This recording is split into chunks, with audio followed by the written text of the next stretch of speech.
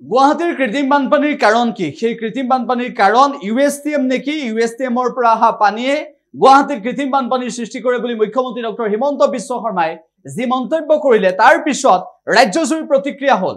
এইবাৰ অখিল গগৈয়ে মন্তব্য কৰিছে যে অশোক সিংঘালে যি অবৈধভাৱে অট্টালিকা নিৰ্মাণ কৰে, গুৱাহাটী উন্নয়ন বিভাগৰ দপ্তৰত থকা মন্ত্ৰীগৰাকীৰ গ্ৰুপে যেতিয়া অবৈধভাৱে অট্টালিকা নিৰ্মাণ কৰে তাৰ বাবে কৃত্ৰিম বানপানীৰ সৃষ্টি হয় বুলি অখিল গগৈয়ে মন্তব্য কৰিছে। ইয়াৰ বাবে গুৱাহাটী উন্নয়ন বিভাগৰ পৰা অশোক সিংঘালক অপসাৰণ কৰাৰ দাবী উত্থাপন কৰিছে, মন্ত্ৰীগৰাকীৰ পদত্যাগ কৰাৰ দাবী উত্থাপন কৰিছে আৰু একেটা সময়তে এই ক্ষেত্ৰত তদন্ত দিব লাগে বুলিও ৰাইজৰ দলৰ সভাপতি তথা শিৱসাগৰ সমষ্টিৰ বিধায়ক অখিল গগৈয়ে মন্তব্য কৰিছে।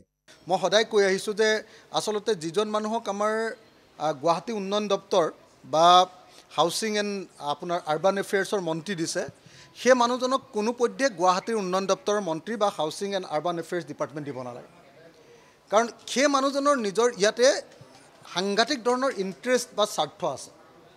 স্বাৰ্থটো হ'ল তেওঁ নিজে এজন বিল্ডাৰ আৰু তেওঁ গোটেই গুৱাহাটীত 20-25টামান এনেকুৱা বিল্ডিঙৰ কাম চলাই আছে।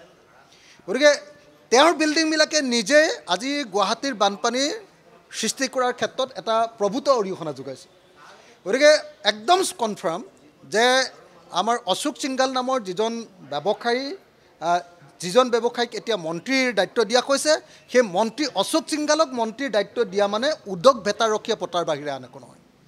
গতিকে প্ৰতীক নামৰ যিটো তেওঁৰ বিল্ডিং গ্ৰুপ আছে, সেই বিল্ডাৰ্ছবিলাকৰ যিটো গ্ৰুপ আছে, তেওঁলোকৰ প্ৰতীক নামৰ যিটো তেওঁলোকৰ এপাৰ্টমেণ্ট বনোৱা যিটো কোম্পেনী আছে, সেই কোম্পেনীটোৱে বিভিন্ন ঠাইত অবৈজ্ঞানিকভাৱে এনেকুৱা ধৰণৰ কনষ্ট্ৰাকশ্যন চলাইছে, পাহাৰ কাটিছে, নদীৰ পানীৰ উৎসত বন্ধ কৰিছে।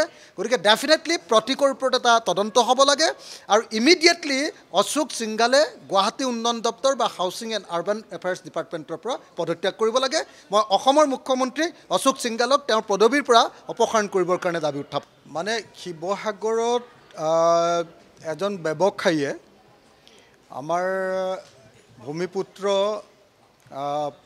অনুসূচিত জাতিৰ এগৰাকী আমাৰ যুৱতী জিমি দাসক আক্ৰমণ কৰিছিলে। সেইটো একেবাৰে অন্যায় আক্ৰমণ আছিলে। সেই গাড়ীখনৰ ড্ৰাইভাৰজন আৰু জিমি দাসক, নেশ্যনেল প্লেয়াৰ জিমি দাসক যিধৰণে আক্ৰমণ কৰিছিলে, সেইটো অকল নিন্দনীয় নহয়, সেইটো অত্যন্ত অপৰাধমূলক আৰু সেইকাৰণে ইতিমধ্যে তেওঁলোকক গ্ৰেপ্তাৰ কৰা হৈছে।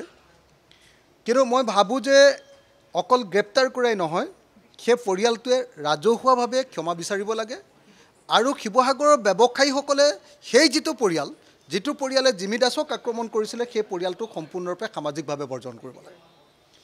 আজি শিৱসাগৰৰ সকলো জাতীয় সংগঠনে, জনগোষ্ঠীয় সংগঠনে মিলি এই আক্ৰমণৰ বিৰুদ্ধে যি প্ৰতিবাদ কৰিছে, সেই প্ৰতিবাদক আমি সমৰ্থন কৰোঁ। এইটো নিশ্চিত যে অসমৰ থলুৱা মানুহ, অসমৰ খিলঞ্জীয়া মানুহৰ ওপৰত এনেকুৱা আক্ৰমণ কেতিয়াও মানি লোৱা নহ'ব।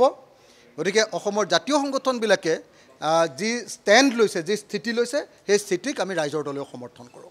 যিকোনো খবৰৰ বাবে যোগাযোগ কৰক 7090173330 অথবা 7099017990 নম্বৰত।